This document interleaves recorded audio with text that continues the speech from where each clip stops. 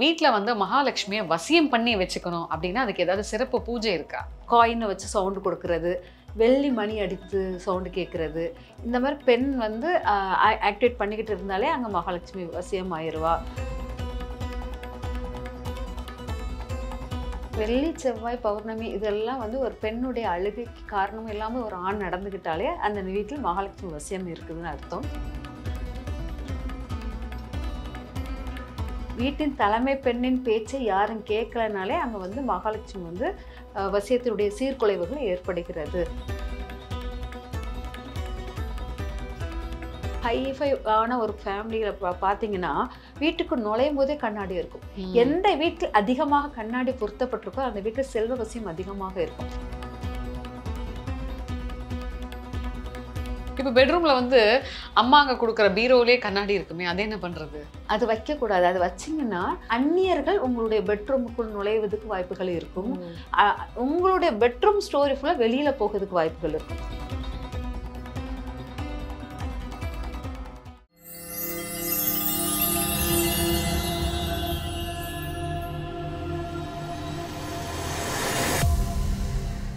வேலை வேண்டுமா? Blue ocean இருக்கிறது. 10th 12th டிப்ளமோ டிகிரி படித்தவர்களுக்கு உணவு, தங்குமிடம், இஎஸ்ஐ, பிஎஃப் இன்சூரன்ஸ் உள்ளிட்ட சலுகைகளுடன் அனுபவத்திற்கேற்ற நல்ல சம்பளம் 15,000 முதல் 30,000 வரை. பெண்களுக்கு முன்னுரிமை. 2,000க்கும் மேற்பட்ட வேலை வாய்ப்புகள் உள்ளன. இப்போதே தொடர்பு கொள்ளுங்கள். Blue ocean. ஐத்தமிழ் தாய் நேயர்களுக்கு வணக்கம். நம்ம கூட அஸ்ட்ராலஜர் ஜெயந்தி ரவி மேம் இருக்காங்க. வணக்கம் மேம். வணக்கம். எப்படி இருக்கீங்க மேம்? நல்லா இருக்குமா? பொதுவா வீட்டுல வந்து மகாலட்சுமி அம்சம் இருக்கணும் அப்படின்னாலே யாருக்கு தான் பிடிக்காது. ஆனா நிறைய வீடுகள்ல வந்து இந்த கடன் பிரச்சனை இல்ல வீட்டுக்குள்ள ஒரு விதமான நெகட்டிவிட்டி இருந்துகிட்டே தான் இருக்கும். இல்ல சண்டை சச்சரவு இருக்கும். பொதுவா வீட்டுல வந்து மகாலட்சுமியை வசியம் பண்ணி வச்சுக்கணும் அப்படின்னா அதுக்கு ஏதாவது சிறப்பு பூஜை இருக்கா? கண்டிப்பா. வீட்டில் வந்து முதல்ல மகாலட்சுமி வந்து வெள்ளிக்கிழமையில் வந்து ஒரு வீட்டில் வந்து பெண் அழாமல் சந்தோஷமாக இருக்கிறா. அதே மாதிரி பௌர்ணமியில் பெண்ணுடைய அழுகை வராமல் இருக்கிறது. இந்த மாதிரி வெள்ளி செவ்வாய் பௌர்ணமி இதெல்லாம் வந்து ஒரு பெண்ணுடைய அழுகைக்கு காரணம் இல்லாமல் ஒரு ஆண் நடந்துக்கிட்டாலே அந்த வீட்டில் மகாலட்சுமி வசியம் இருக்குதுன்னு அர்த்தம். அவங்க வந்து சின்ன ஒரு சாதாரண பூஜை பண்ணால அந்த வீட்டில் வந்து செல்வ நிலை கூடும். ஆனால் வீட்டில் வந்து சில வீட்டில் வந்து அதிகமாக சண்டை, அதாவது வெள்ளிக்கிழமையான எதையாச்சும் போட்டு உடைக்கிறது, வெள்ளிக்கிழமையான கணவன் மனைவி பிரச்சனை, இந்த மாதிரி இருக்கிறவங்க வீட்டில் வந்து கண்டிப்பாக பூஜை ரொம்ப பலமாக பண்ண வேண்டியதாக இருக்கும் அப்படிங்கிறது ரொம்ப முக்கியமானது. அதனால் சண்டை இல்லாத வீட்டில் ஒரு நார்மலாக லைஃப் ஸ்மூத்தாக போகுதுன்னா வெறும் மகாலட்சுமி ஃபோட்டோவை வச்சுட்டு நம்ம வந்து மகாலட்சுமி வசியத்தை வந்து நம்ம ஏற்படுத்திடலாம். வெறுமனே இந்த காயினை வச்சு சவுண்டு கொடுக்கறது, வெள்ளி மணி அடித்து சவுண்டு கேட்குறது, இந்த மாதிரி பெண் வந்து ஆக்டிவேட் பண்ணிக்கிட்டு இருந்தாலே அங்கே மகாலட்சுமி வசியம் ஆயிடுவா அப்படிங்கிறது. ஆனால் நம்ம வந்து நிறைய போராட்டம் போடுறோம். அந்த வீட்டில் பெண் வந்து சரியாக மூமெண்ட் கொடுக்காம இருக்கிறா, அந்த பெண் வந்து அந்த வீட்டை ஆளும் திறமை சரியாக பெறலை, அவள் பேச்சை இங்கே வந்து யாருமே கேட்கல, அந்த வீட்டில் உள்ளவங்க அந்த வீட்டின் தலைமை பெண்ணின் பேச்சை யாரும் கேட்கலனாலே அங்கே வந்து மகாலட்சுமி வந்து வசியத்தினுடைய சீர்குலைவுகள் ஏற்படுகிறது அப்படிங்கிறது. அதனால் முதல்ல வந்து அந்த வீட்டின் பெண்கள் வந்து மதிக்கப்படணும்னா அவள் ஒரு இந்த குழம்பு வைக்கிறேன்னா நல்லா இருக்கு வையுமா அப்படிங்கணும். அதுக்கு கூட நீங்கள் வந்து இல்லை நீ எனக்கு பிடிச்சது தான் வைக்கணும் அப்படிங்கிறது. அவள் வந்து என்னென்னா ஒரு பெண் என்பவள் வந்து மருத்துவச்சியாக இருப்பாள் அந்த வீட்டில். அதே மாதிரி அவள் தான் அந்த வீட்டினுடைய ஃபைனான்ஸ் எல்லாத்தையுமே இது பண்ணுவாள். அப்புறம் ஒவ்வொருத்தருடைய ஆலோசனையும் அவள் தான் கொடுக்குறா. அந்த இதெல்லாம் நம்ம வந்து அந்த பெண்ணுக்கு முன்னுரிமை கொடுத்து பண்ணுற வீட்டில் வந்து மகாலட்சுமி வசியம் ஆவாள். அதே போல் அந்த பெண்ணும் வந்து கணவன் மனைவி அந்த அந்த ஐக்கியம், அதுக்கு குழந்தைங்க, அது மேலே ஒரு பாசம், அப்புறம் பெரியவர்களுடைய மரியாதை, இதெல்லாம் அந்த பெண் வாங்கணும். இதெல்லாம் அவள் வாங்கினான்னா அவள் வந்து வசியத்துக்குரியதாக இருக்கும். முதல் பூஜையே அதுதாங்க. அதுக்கப்புறம் தான் நம்ம பூஜைகள் நார்மலான பூஜைகள் பண்ணுறதுக்கு சிறப்பாக இருக்கும். ஆக்சுவலாக இந்த செவ்வாய் வெள்ளியில அழக்கூடாது அப்படின்னு சொல்றீங்களே, பொதுவாக இந்த மாதிரி செவ்வாய் வெள்ளியில வந்து ஒரு கண்ணாடி பொருள் வந்து உடஞ்சாலோ இல்லை பெண்கள் வந்து கண் கலங்கி நின்னாலோ அது எப்படி வந்து செல்வத்தை குறைக்கும் அப்படின்றீங்க? அதாவது ஒரு கண்ணாடி வந்து நம்ம வந்து ஒரு சுமங்கலி பூஜை, ஒரு வரலட்சுமி பூஜைனா கண்ணாடியை முக்கியமாக நம்ம எடுத்திருப்போம்.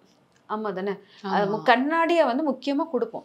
ஒரு கோயிலில் பார்த்தீங்கன்னா லட்சுமி எந்த கோயில் எடுத்தாலும் சிலைக்கு ஆப்போசிட்டில் ஒரு கண்ணாடி வச்சுருப்பாங்க. அது வந்து அதோடைய சக்தி அளவு பெருக்குதல்.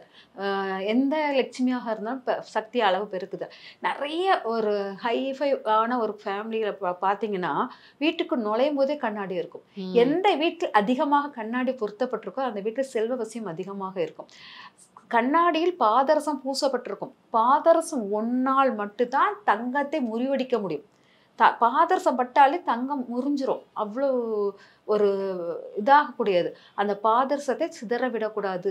பாதரசம் வந்து தங்கத்தை உடைக்கக்கூடிய சக்தி அந்த பாதரசத்துக்கு இருக்கிறதுனால அந்த பாதரசத்தை பூசப்பட்ட அந்த கண்ணாடி உடஞ்சிச்சுன்னா அப்போ அந்த தங்கம் முறிக்கப்பட்ட மாதிரி செல்வம் உடஞ்ச மாதிரி தன்மைகள் ஆகிடும். அதனால தான் நம்ம வந்து வெள்ளி செவ்வாயில் வந்து கண்ணாடி உடையக்கூடாது. ஏன்னா எல்லா இடத்துலையும் கண்ணாடி வந்து அவ்வளோ பவர்ஃபுல். நீங்கள் பார்த்தீங்கன்னா எல்லா இடத்துலையும் கண்ணாடி வைக்கலாம், கிச்சனையும் பெட்ரூமையும் தவிர. இப்போ பெட்ரூம்ல வந்து அம்மாங்க கொடுக்குற பீரோவிலே கண்ணாடி இருக்குமே, அது என்ன பண்றது?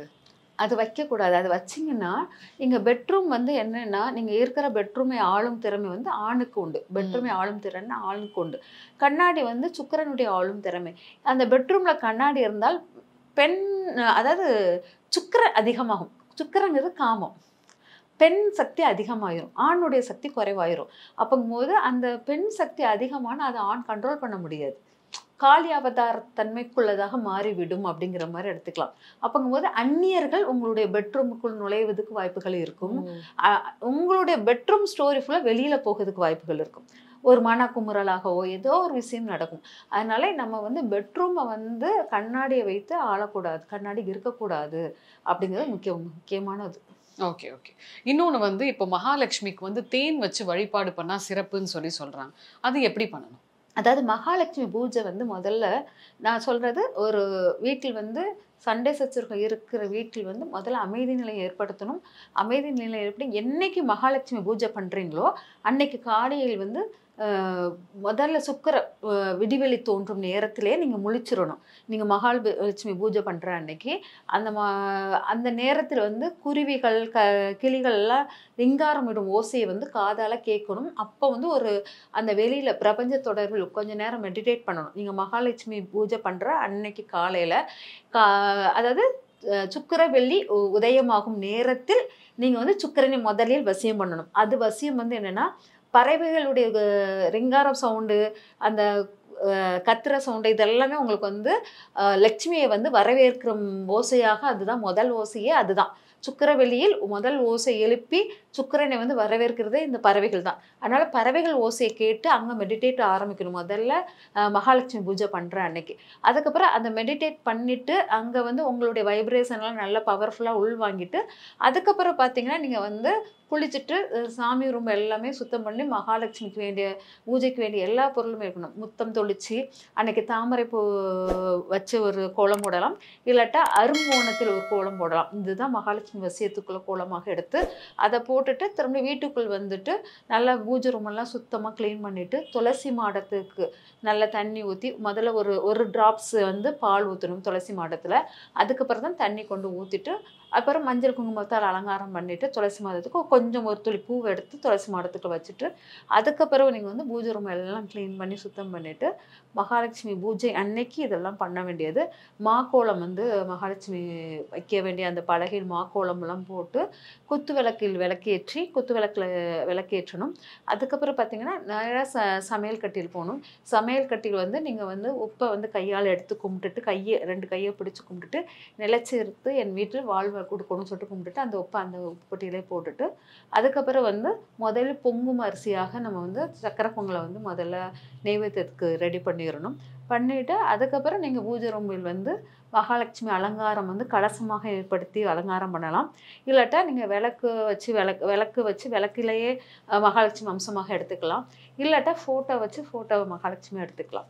இந்த மாதிரி எடுத்துகிட்டு காலை பூஜை வந்து வெறும் சிம்பிளாக ஒரு பால் காய்க்காத பால் வச்சு ஒரு நெய்வேத்திய நட்ஸ் ஏதாச்சும் வச்சு நீங்கள் கும்பிட்டுருங்க காலை பூஜை.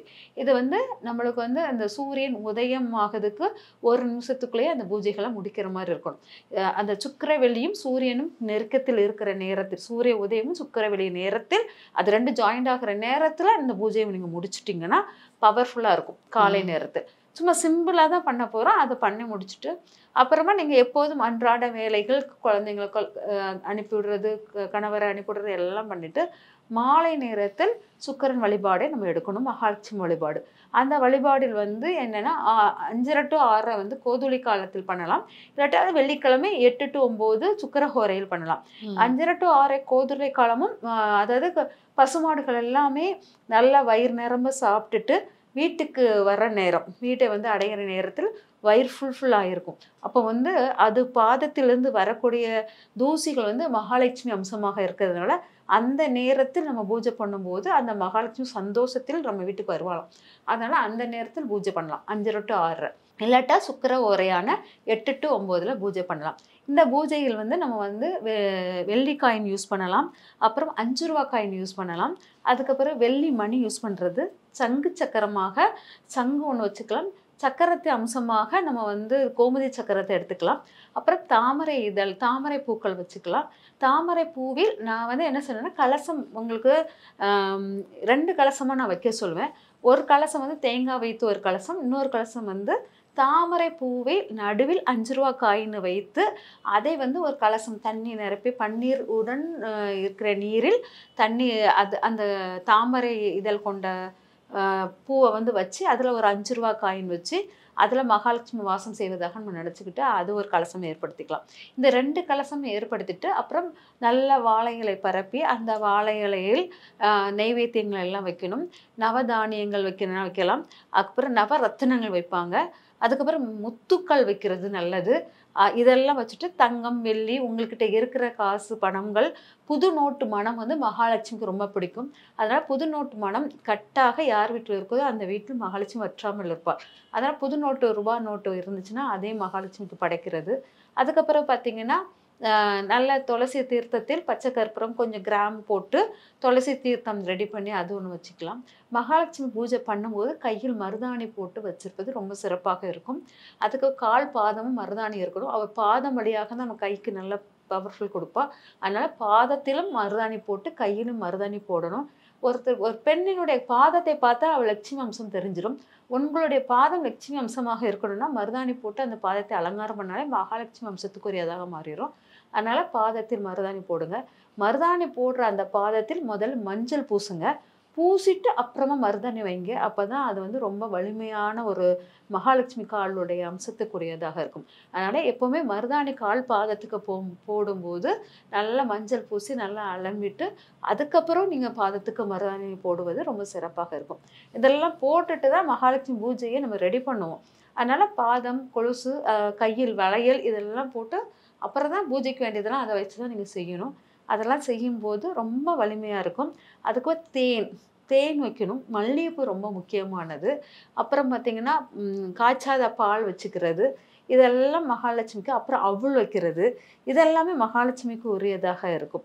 அதுக்கப்புறம் பார்த்திங்கன்னா நீங்கள் பூஜையில் முக்கியமானது அந்த காயின் சவுண்டு. எப்படி காலையில் வந்து அதாவது பறவைகளுடைய ரிங்காரங்கள், இசைகள் அதெல்லாம் எவ்வளோ முக்கியமோ பறவைகள் ரிங்கார சவுண்ட் அடுத்தால் வந்து இந்த இசையை போடணும், மங்கள இசையை போடணும். அதுக்கப்புறம் லட்சுமி சுப்ரபாதம்லாம் போடுறது.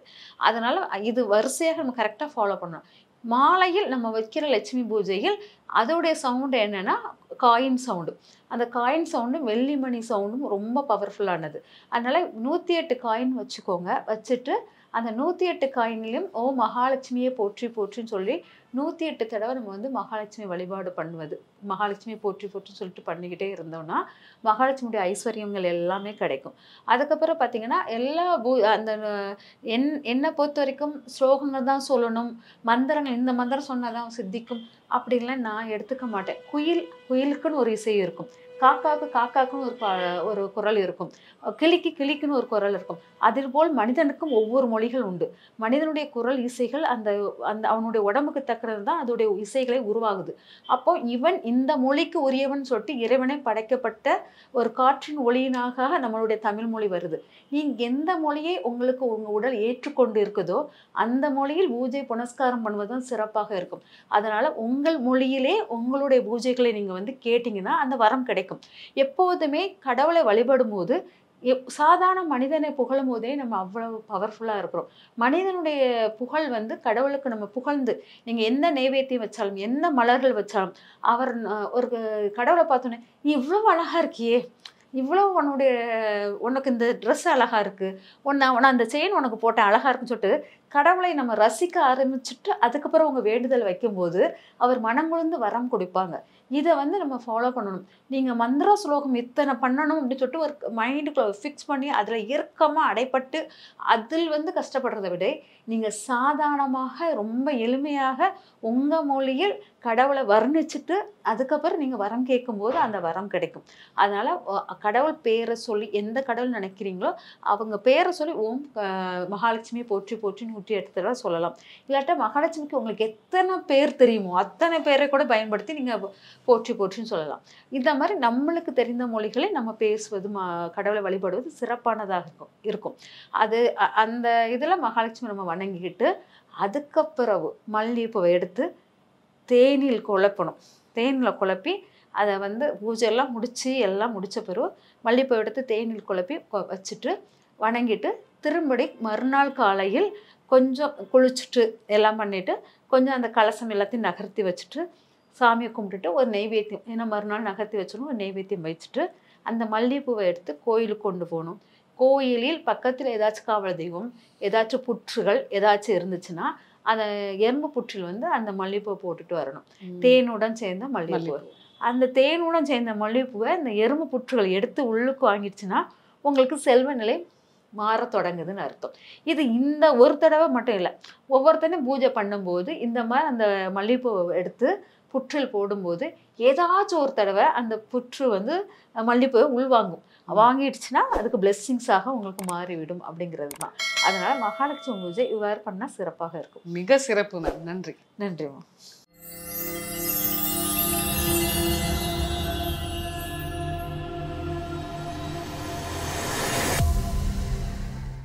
வேலை வேண்டுமா? உடனே ப்ளூ ஓஷனை அணுகுங்கள். 10th 12th டிப்ளமா டிகிரி என அனைவருக்குமான நல்ல வேலை, உணவு, தங்குமிடம், இஎஸ்ஐ, பிஎஃப், இன்சூரன்ஸ் உள்ளிட்ட சலுகைகளுடன் அனுபவத்திற்கேற்ற நல்ல சம்பளம் 15,000 ரூபாய் முதல் 30,000 வரை பெறலாம். பெண்களுக்கு முன்னுரிமை அளிக்கப்படும். 2,000க்கும் மேற்பட்ட வேலை வாய்ப்புகள் உள்ளன. இப்போதே தொடர்பு கொள்ளுங்கள்.